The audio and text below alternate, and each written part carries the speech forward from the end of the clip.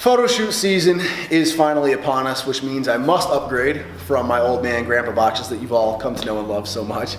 So, in this little sexy black box, so discreet you never even know that there's 3 pairs of nice new undies in here.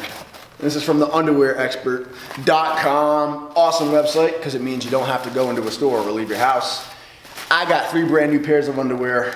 Major key if you're getting into the fitness game, guys. A lot of you are cutting, so if you're looking to get into fitness modeling or shooting, nice underwear. Or if you just want to look good when you're peeled down at night, that too. So I got, first and foremost, black Moss Mans with the white band and the red accent. I got black Jack Adams with the silvery white accent, which is really sleek. Last but not least, my favorite color, red Diesels with the white accent. These are nice pairs of underwear, perfect for photo shoot season. Here's the physique update before we dive into the diet talk, and I linked the underwear site in the info box below. You subscribe to it and you can have 1 to 3 pairs of underwear sent to you every month, 2 months, or 3 months. It's up to you. You go and you select the color, the style, the cut you like. You add your measurements in centimeters or inches, so it's always accurate no matter what the brand is. You can even add socks to your order. You can change your order up at any time. It's super flexible, super convenient. On their site, you'll see the button that says get started. That's how you start up your own subscription. But in the top bar, there's a button that says gift the club. That's how you set someone else up for a Christmas gift. You guys can use the code, ready for it, Nick Shred. Who would have ever thought we'd have the word shred next to my name? 2018, anything's possible.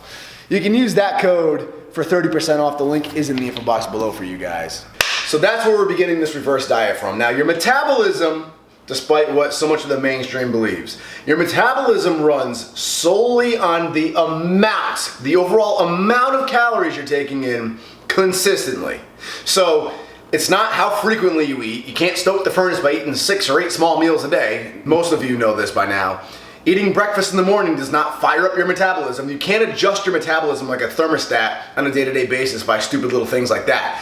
Your metabolism runs on how many calories overall are coming in consistently. It takes, I think, roughly around 2 weeks or so to even start to create some change in your metabolism by changing your diet. So knowing that, how does a cut work? We cut by going into a caloric deficit, right? We start off dropping 300 to 500 calories, okay? Now suddenly we're in a deficit. Our body's, starvation mode. We start burning that fat, we start dropping the weight. But eventually our body senses, okay, we're taking in less food now. Let's slow the metabolism down. Stop burning off so many calories. We don't have as many coming in. Budget the calories. And it slows down and it adapts. And suddenly that 500 calorie deficit, that's your new maintenance now. That your metabolism just lowered itself there to adapt, to stop losing weight because it doesn't want to starve itself to death. That's when you need to go in and adjust again and add more of a deficit. And then the same thing repeats, and you keep doing that all throughout an entire cut, and that's literally how a cut works. So a reverse diet is just reversing that process. A bulk is too generalized. You could just throw in 1,000 extra calories of a surplus, and that's a bulk. You're gonna gain a lot of fat, you're gonna gain a lot of muscle if you're training correctly, but there's no strategy there. With a reverse diet, you're being as meticulous as you were with your cutting phase, and your main goal is now not just gaining lean muscle tissue, or gaining weight on the scale. Your main goal is bringing that metabolism back up nice and high to where it was when you began the cut, if not even higher. And you do this by adding in calories gradually and only as needed. You add in a small, light surplus, you might see some weight gain, you might see some fullness in the gym. Don't add any more from there until you really start to stall out, then you bump it up a tad bit more. Let's talk to Dan McClure and hear exactly what he has in mind for me.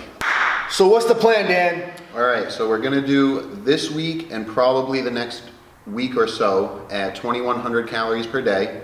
We're keeping protein at 220 grams of protein.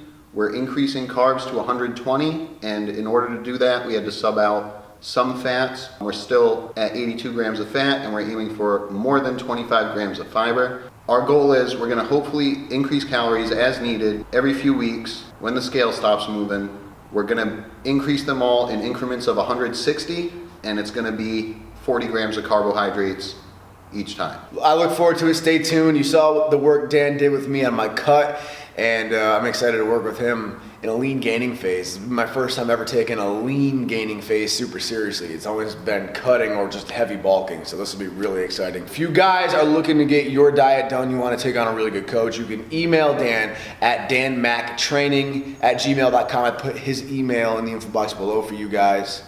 Shoot him an email, and he's phenomenal at what he does. Common question I'm getting from those of you who have downloaded my lean strength program and are just beginning it is, if the percentages in week 1 feel really easy for me, should I go a little bit heavier? The answer is no. If you've only ever done bodybuilding style training, you're probably used to trying to push yourself to max exertion every single workout, but that's not how you want to do strength training. That's actually bad to do in strength training. Strength training is like a marathon. You don't begin a marathon at an all-out sprint just because you feel fresh, right? You begin it slow at a steady jogging pace to preserve your energy and pace yourself for when the race gets harder down the line. Same deal with strength training. You want to begin pacing yourself, and then when the heavy stuff comes, you'll be ready for it. So follow the percentages to the T. The heavy stuff will come. The first weeks are designed to acclimate you into the strength training, get you into the flow of it, build a foundation, and begin priming your central nervous system slowly to build up to that heavy weight.